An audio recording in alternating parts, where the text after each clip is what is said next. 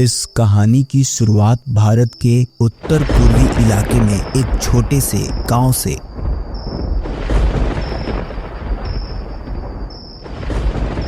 जहां बचपन से ही एक छोटी सी लड़की ने सिर्फ एक सपना देखा था, पढ़ लिख कर एक अच्छी डॉक्टर बनने का। पर उसके लिए यह सपना देखना एक पाप था।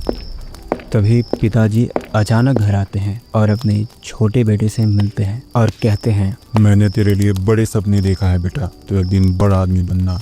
अब चलो तुम मन लगा के पढ़ाई करो। ये सब सुनकर राधा मन ही मन सोचती है, काश मुझे भी पढ़ने दिया जाता तो मैं भी पढ़ लिख कर एक डॉक्टर बन पाती। अचानक पिताजी गरजते हैं, अब तक खाना नहीं बना, किसी काम की नहीं है तुम, सिर्फ बोझ है मेरे सर पे।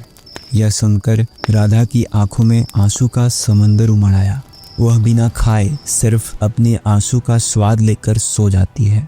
समय बीता, बचपन गुजर गया, लेकिन उसकी दुख भरी कहानी वैसे की वैसे ही रही। जवानी आई और उसके जीवन का एक नया अध्याय शुरू हुआ। शादी के मंडप में राधा अपनी नई जिंदगी की सपने देख रही थी। उसका पति राजीव उससे बहुत प्यार करता है और राधा को बड़े प्यार से निहारता है। तभी राधा सोचती है, कितना अच्छा पति मिला है, शायद अब जिंदगी अच्छी हो जाए। शादी के कुछ ही दिन बाद कंपनी से राजीव का बुलावा आ जाता है। वह शहर चला जाता है और राधा अपनी कठोर सास के साथ रहने लगती है। एक दिन राधा अपने कमरे में बैठकर एक किताब पढ़ रही थी। तभी उसकी सास गुस्से से आकर किताब को दूर फेंक देती है। बस काम कर, घर संभाल और हमार वंश आगे बढ़ाओ। ये पढ़ाई लिखाई, ये सब नाटक बंद कर। कुछ दिन बाद राधा को पता चलता है कि वो माँ बनने वाली है। उसकी खुशी का कोई ठिकाना नहीं रहता। पहली बार उससे लगा कि उसके जीने का कोई मतलब है। अब वो अपने बच्चे के लिए जिएगी, उसको वो सब कुछ देगी जो उसे कभी नहीं मिला। लेकिन उसकी सास के लिए सिर्फ एक बात मायने रखती थी, बेटा होना चाहिए। हर दिन नए टोटके, पूजा पाठ और दबाव। हमरा के पोता ही चाहिए, वरना तोरा के हम जिए न देव। राधा ये सुनकर डर जाती है, पर अपनी खुशी को कम नहीं होने देती। पर दुर्भाग्य से उसे बेटी होती है। राधा बहुत खुश होती है, पर उसकी खुशी ज्यादा दिन नहीं चलती और कुछ ही दिन बाद उसकी बेटी की मृत्यु हो जाती है।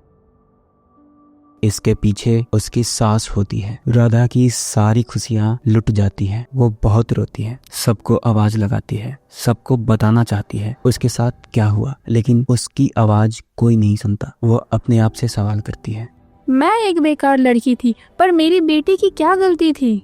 राधा अब अपनी बेटी की जगह एक गुड़िया को अपनी बच्ची मान लेती है। उससे प्यार करती है, उससे सुलाती है, उसका ध्यान रखती है, जैसे वो उसकी सचमुच की बेटी हो। आई हो दादा, ये पगला गेल बा का? ये सब का कर रही है? लगता है कोनो भूत प्रेत का साया है। अब एकरा के भैरव बाबा के पास लेके जावे के हुई।